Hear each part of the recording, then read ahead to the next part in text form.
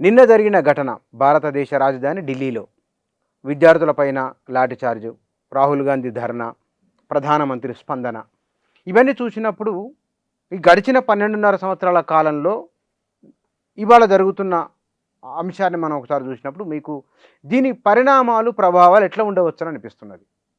అంటే మనం గతంలో నిర్భయ ఘటన జరిగినప్పుడు చూసాం యూపీఏ హయాంలో. యూపీఏ 2లో యూపీఏ 2లో ఆ ఇన్సిడెంట్ జరిగినప్పుడు దేశవ్యాప్తంగా చాలామంది కదిలి వెళ్ళి ఇండియా గేట్ దగ్గర నిలబడి ఏం ప్రభుత్వం ఇది అని నిలదీసినటువంటి పరిస్థితి. సోనియా గాంధీ గారు అర్ధరాత్రి పూట బయటకు వచ్చి మీడియాతో మాట్లాడి నేను పర్సూ చేస్తాను, నేను తప్పనిసరిగా దీన్ని పట్టించుకుంటాను, మా ప్రభుత్వం దీని మీద ఒక విధానపరమైన ప్రకటన చేస్తుంది, ఈ హామీ ఇస్తూ మాట్లాడారు ఆవిడ. అది ఒక సందర్భం. ఇప్పుడు దాదాపు నిన్న జరిగింది దానికంటే భిన్నమైనటువంటి పరిస్థితి. ఆ రోజున వచ్చినటువంటి వాళ్ళు రకరకాల సెక్షన్స్ నుంచి వచ్చారు, కానీ నిన్న కేవలం విద్యార్థులు మాత్రమే వచ్చారు అన్ని ప్రాంతాల నుంచి. ఎవరి డబ్బులు వాళ్ళు పెట్టుకుని, ఎవరి ఛార్జీలు వాళ్ళు పెట్టుకుని వచ్చారు అక్కడికి. ఎవరి భోజనం వాళ్ళు తెచ్చుకున్నారు. అక్కడితో ఆగలేదు.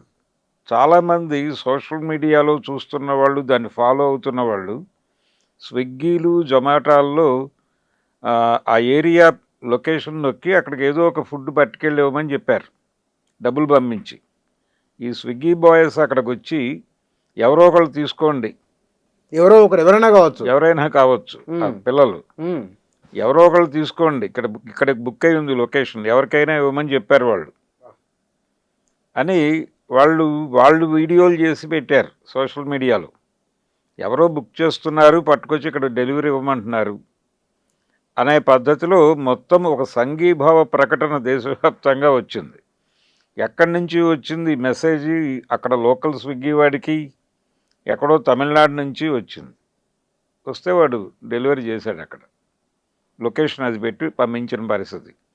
కాబట్టి దేశవ్యాప్త స్పందన కనిపించింది. నిన్న జరిగినటువంటి ఇన్సిడెంట్కి స్పందన కనిపించింది. విద్యార్థులు అందరూ కదిలారు, తల్లిదండ్రులు స్పందించారు. ఇది ఒక నిరసన స్వరం మొదలైంది. ఇప్పటి వరకు రోడ్డు మీదకి రావటం అనేది ఈ మధ్య కాలంలో మనం లిబరలైజేషన్ తర్వాత, మార్కెట్ ఎకానమీలోకి దేశం ప్రవేశించిన తర్వాత విద్యార్థులు అంటే కార్పొరేట్ విద్యా సంస్థల పరిధిలో ఇరుక్కుపోయినటువంటి విద్యార్థులు ఏ ఉద్యమాల్లోనూ కదలటం లేదు, కనిపించటం లేదు అని బాధపడుతున్నాం. ఏ మీటింగ్ జరిగినా యూత్ రావడం లేదు అని అక్కడ రాజకీయ పార్టీలు అన్నీ అనుకుంటున్నాయి. సెకండరీ లీడర్షిప్ లేదు ఏ పార్టీకి. స్టూడెంట్ సెక్టార్ నుంచి వచ్చేవాళ్ళు. ఎప్పుడైతే మీకు ఈ కార్పొరేట్ ఎడ్యుకేషన్ సిస్టమ్ వచ్చిందో వాళ్ళు ఫారం కోళ్ళులా తయారైపోతున్నారు, వాళ్ళు బయటికి రావడం లేదు అనే విమర్శ ఉంది. దాన్ని బద్దలు కొట్టారు మొదటిసారి కాక్రోచ్ జనతా పార్టీ సాధించినటువంటి ఒక అద్భుతమైన విజయం. విద్యార్థులు బయటికి రావటం, విద్యార్థులు తమ సమస్యల మీద తామే మాట్లాడటం, మా సమస్య మీద మేము దెబ్బలాడతామని చెప్పడం. ఒక్కసారి 2000 ముందు రోజులు గుర్తు చేసిన పరిస్థితి. అంటే 95 నుంచి 2000 వరకు నెమ్మదిగా విద్యార్థి ఉద్యమాలని తొక్కేయటం జరిగింది ఈ దేశంలో. ఆ తర్వాత నెమ్మదిగా కార్పొరేట్ విద్యా విధానము వీళ్ళ మెదళ్లను ఆక్రమించేసింది. పూర్తిగా విద్యార్థి లోకాన్ని కంట్రోల్లోకి తీసేసుకున్నారు. ఆ షెల్ని బద్దలు కొట్టుకొని విద్యార్థి శక్తి మళ్ళీ బయటకు వచ్చింది. అది ఒక అద్భుతమైన పరిణామం. ఇది మోడీ ప్రభుత్వాన్ని వీధిన రోడ్డు మీద నిలబెట్టే పరిస్థితి తీసుకొస్తుంది. అంటే విద్యార్థులు చైతన్యవంతంగా ఆలోచించగలుగుతారు, విశ్లేషించుకోగలుగుతారు, ఆ విశ్లేషణ ప్రపంచానికి అందించగలుగుతారు, తమ తోటి వారికి చెప్పగలుగుతారు. వీళ్ళని హ్యాండిల్ చేయటము, వీళ్ళని కంట్రోల్ చేయటం అంత ఈజీ వ్యవహారం కాదు. ఇప్పుడు రైతుల మీదో లేకపోతే మరొక సెగ్మెంట్ ఇంతకుముందు ఆందోళనలు చేసిన వాళ్ళ మీద రకరకాల పుకార్లు పుట్టించారు. ఏం పుకార్లు? ఇప్పుడు రైతులు అక్కడ ఆందోళన చేస్తుండగా దానిలో ఖలిస్తాన్ వాళ్ళు కలిశారు, పాకిస్తాన్ ఉగ్రవాదులు కలిశారు, పాకిస్తాన్ జెండాలు ప్రదర్శించారు అని కూడా మనకి క్రియేట్ చేసిన ఫోటోలు చూపించిన చరిత్ర ఉంది కదా, మనకి ఇంకా గుర్తుంది అది. అంటే ఒకళ్ళ మీద దాడి చేయాలంటే ముందు వాళ్ళ మీద విష ప్రచారం జరగాలి.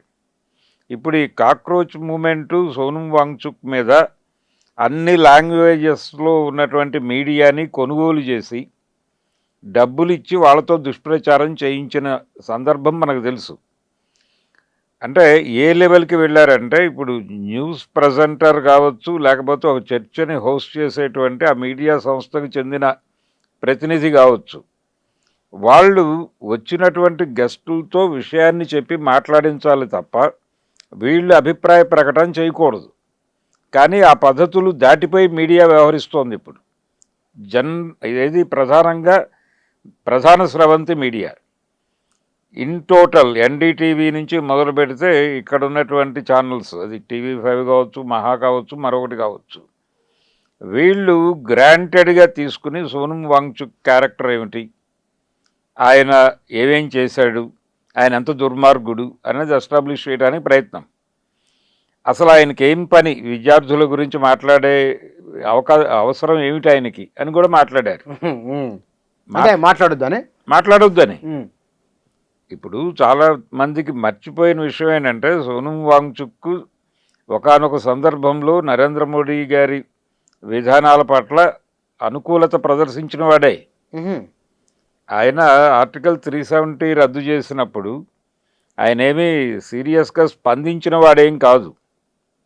ఏదైనా జరగనివ్వండి, కాశ్మీర్లో లదాఖ్కి ఇచ్చిన హామీలు నెరవేరిస్తే చాలు అని మాట్లాడాడు ఆ రోజు. అంటే వాళ్ళ ప్రాంతం గురించి మాట్లాడుకున్నాడు ఆయన. వాళ్ళ ప్రాంతం గురించి ఆయన మాట్లాడుకున్నాడు.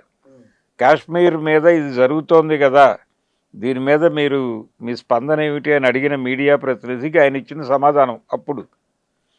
అందుకని ఆయనేమి నరేంద్ర మోడీని నరనరాన వ్యతిరేకించిన మనిషి ఏం కాదు. చూద్దాం, వాళ్ళు ఏదో ప్రయత్నం చేస్తాం అంటున్నారు, అది ఏమన్నా ఫలవంతం అవుతుందేమో చూద్దాం అన్నాడు ఆ రోజున. మరి ఈ రోజున సడన్గా ఆయన వీళ్ళకి విచ్ఛిన్నకారుడిగా కనిపిస్తున్నాడు. విచ్ఛిన్నకారుడిగా ప్రమోట్ చేస్తున్నారు, వార్తలు ప్రసారం చేస్తున్నారు. ఆయన తండ్రి గారు ఆయన అక్కడ లదాఖ్ ప్రాంతంలో వీళ్ళ దీన్ని ఎస్టీలుగా ప్రకటించమని అడిగాడు. ఎస్టీలుగా ఓకే ప్రకటించమని అడిగి నిరాహార దీక్ష చేశాడు అక్కడే కూర్చుని. అప్పుడు ప్రధాని వెళ్ళి ఆయనకి, ఇందిరాగాంధీ గారు వెళ్ళి 74 ప్రాంతాల్లో వెళ్ళి ఆయనకి నిమ్మరసం ఇచ్చి, మీ సమస్య మా దృష్టికి వచ్చింది, మేము పరిశీలి చేస్తాం, మీరు దీక్ష విరమించండి అని చెప్పొచ్చింది. అది ఇప్పుడు ఎందుకు జరగలేదు అనేది ప్రశ్న.